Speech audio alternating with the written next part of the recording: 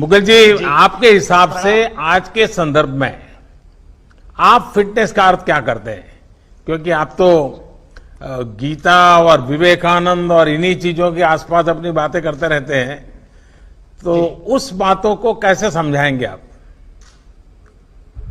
हम भारतीय दृष्टि में, शिक्षा में, भारतीय दर्शन में फिटनेस को या स्वास्थ्य को एक समग्र दृष्टिकोण से देखते हैं। It's a complete concept.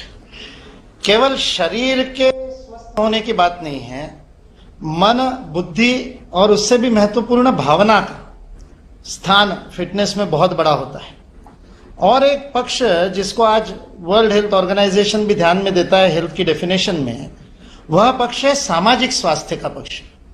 और इसलिए आपने ये जो एक बहुत महत्वपूर्ण और फिट इंडिया मूवमेंट शुरू किया, स्वस्थ भारत का ये अभियान शुरू किया है, क्योंकि पूरा समाज स्वस्थ होने का प्रयास करेगा तब व्यक्ति स्वस्थ रह पाएगा, अकेले के प्रयास करने से नहीं होगा। इसलिए ये जो एक कल्चर डेवलप हो रहा है स्वास्थ्य का, ये बहुत महत्वपूर्ण है। और हमको तो बहुत खुशी होती है, भगवत गीता कहती है यद्यद् आचरति श्रेष्ठ तत्त देवेतरो जनः। और देश के प्रधानमंत्री जब संसद में खड़े होकर के सूर्य नमस्कार का बखान करते हैं, तब सारा देश प्रेरणा लेता है सूर्य नमस्कार की। मैंने 4 साल की उम्र में माँ को सूर्य नमस्कार करते हुए देखा और उनका अनुसरण करते करते सूर्य नमस्कार सीखा, और तब से सूर्य नमस्कार एक दिन भी बिना रुके कर रहा हूं। और आज मध्य प्रदेश में हर स्वामी विवेकानंद जयंती को 12 जनवरी को आकाशवाणी से सूर्य नमस्कार का संचालन होता है, और 1 करोड़ से ज्यादा स्कूली छात्र 2007 से लगातार सूर्य नमस्कार करते हैं। इसलिए आपका वो सूर्य नमस्कार का वीडियो देख करके इतना आनंद हुआ और ऐसा लगा कि अब इस देश के सर्वोच्च स्थान से भी सूर्य नमस्कार की बात हो रही है।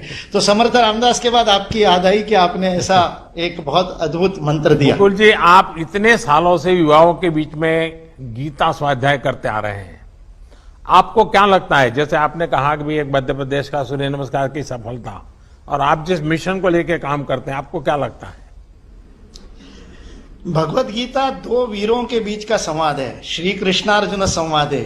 कृष्ण वह है जिसने एक उंगली पर गोवर्धन उठा लिया था, और अर्जुन को सव्यसाची कहते हैं, दाहिने बाएं दोनों हाथ से गांडी उठा करके 24 घंटे बिना नींद लिए कर्म करने की क्षमता है। इसलिए भगवत गीता 2 सबसे फिट लोगों के बीच का संवाद है। इसलिए गीता का स्वाध्याय यह फिटनेस का मंत्र है, और उससे आदमी के मन में वह जागृति होती है कि मेरे को अपने जीवन में सब स्तर पर, शरीर, मन, बुद्धि, भावना के स्तर पर, और उससे भी ऊंचा आध्यात्मिक स्तर पर, स्पिरिचुअल लेवल पे भी फिट होना बहुत आवश्यक है, ताकि मेरा मन मेरे शरीर में फिट हो, मैं परिवार में फिट हूं, मेरा परिवार समाज में फिट हो, समाज पूरे राष्ट्र की आवश्यकता में फिट हो, और हमारा राष्ट्र विश्व में योगदान करने के लिए विश्व समुदाय में फिट हो। तब तो माता भूमि पुत्रो हम पृथिव्याम होगा, और हम पर्यावरण को भी फिट करेंगे। इसलिए यह फिटनेस एक भगवत गीता एक समग्र विचार हमको देती है, एक दृष्टि देती है। और इसलिए मैंने हमेशा पाया, पिछले 30 वर्षों से युवाओं के बीच में गीता स्वाध्याय कर रहा हूं, तो युवाओं को जब ये दृष्टि देते हैं तब वो कहते हैं, पहले तो हम सोचते थे गीता रिटायरमेंट के बाद की बात है, अब पता चलता है गीता पढ़ेंगे तो रिटायर होंगे ही नहीं, रिटायर होते रहेंगे, बार बार टायर बदलते रहेंगे और नई नई पारी खेलते रहेंगे। यह युवाओं को प्रेरणा भगवत गीता से मिलती है। मुकुल जी, आप शिक्षा और युवाओं को लेकर पैशनेट है।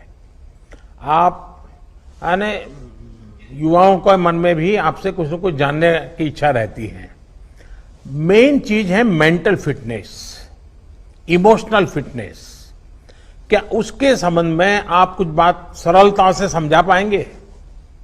जी, बहुत बढ़िया। आपको पहले तो एक इस बात के लिए बधाई दे दूं कि राष्ट्रीय शिक्षा नीति में आपने फिटनेस को, खेल को, योग को एक्स्ट्रा करिकुलर से करिकुलर में लेकर के आया। अब ये पाठ्येतर गतिविधि नहीं बन गई, अब ये पाठ्यक्रम का अंग बन गई है, अब उसके क्रेडिट मिलेंगे। ये एक बहुत अद्भुत क्रांतिकारी काम इस राष्ट्रीय शिक्षा नीति 2020 में हुआ है, उसके लिए आपको बहुत बड़ी बधाई। मैं से हम की प्रक्रिया है, ये जो व्यक्ति केंद्रित विचार के कारण फिटनेस में गड़बड़ होती है, चाहे वो फिर आहार की बात हो, चाहे विहार की बात हो, चाहे व्यायाम की बात हो। जो सर्वे भवन्तु सुखिना का मंत्र है, वह मंत्र होता है मैं के विस्तार से। इसलिए मेंटल और इमोशनल फिटनेस जो है वह निस्वार्थता की ओर ले जाने वाली है। स्वामी विवेकानंद का वाक्य है, एन ऑन्स ऑफ अनसेल्फिशनेस, एक रत्ती भर भी निस्वार्थता आपको टनों शक्ति प्रदान करती है, इतनी बड़ी मनोशक्ति प्रदान करती है। ये जो ताकत देने वाली बात है, जब मैं व्यक्तिगत स्वयं के लिए काम करता हूं और जब मैं उसी काम को परिवार के लिए करता हूं, तो मेरे मन का विस्तार होता है, मेरी भावना का विस्तार हो, मेरा पर्पस ऑफ लाइफ बड़ा हो जाता है। और आज आप सारे काम देश के लिए करते हैं, 24 घंटे देश के लिए काम करते हैं। विराट कोहली जी जब देश के लिए खेलते हैं और जब क्लब के लिए खेलते हैं, उनके खेल में हम देखने वालों को फर्क दिखाई देता है।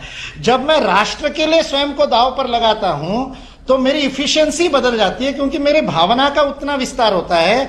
फिर 135 करोड़ भारतवासियों का भावनात्मक संबल भी मुझे मिलता है। इसलिए ये जो मैं से हम की प्रक्रिया है, और फिर भारत सारे विश्व के लिए काम करता है, तो सारी मानवता, सारी सृष्टि और फिर परमेष्टि, ये जो आध्यात्मिक विकास तक जो मैं से हम की यात्रा होती है, व्यक्ति से परिवार, परिवार से समाज, समाज से राष्ट्र, राष्ट्र से सृष्टि और सृष्टि से परमेष्टि, यह जो व्यष्टि से समष्टि की यात्रा है, यह फिटनेस का एक बहुत बड़ा मंत्र है। ये जीवन का पर्पस ऑफ लाइफ बदल देता है। और पर्पस ऑफ लाइफ ही तो सब कुछ है, नहीं तो फिर तो मेंटेनेंस की हो जाएगी कि कार घर में ले आओ और उसको चकाचक रखो और मेंटेन करो, लेकिन चलाओ मत, क्योंकि चलाने से खरोच आ जाएगी। वैसे ही शरीर को केवल मेंटेन करना तो फिटनेस नहीं है। उस शरीर मन बुद्धि से बने हुए व्यक्तित्व का एक गंतव्य है, एक लक्ष्य है, एक पर्पस ऑफ लाइफ है, एक मकसद है, जिसको प्राप्त करने के लिए हमको काम करना है। और जब इस देश के 135 करोड़ लोगों के मन में राष्ट्रहित गंतव्य हो जाएगा, मेरा छोटा से छोटा व्यापार भी, मेरी छोटी से छोटी नौकरी भी, मेरा छोटा से छोटा कर्म भी मैं भारत के लिए योगदान कर रहा हूं, ये भाव आ जाएगा, तो फिर फिट रहना मेरा कर्तव्य हो जाएगा, मेरी ड्यूटी हो जाएगा, मेरा धर्म हो जाएगा। लग्जरी नहीं रहेगा, it won't be a luxury, it will be my prime duty कि मैं फिट रहूंगा तो भारत फिट रहेगा। इसलिए इस भाव को आपने जगाया, इसके लिए आपको बहुत बहुत मन से प्रणाम और हृदय से धन्यवाद। और आप उसको, you are leading from the front, आप उदाहरण बनकर के उसको लीड करते हैं, उसके लिए आपका धन्यवाद।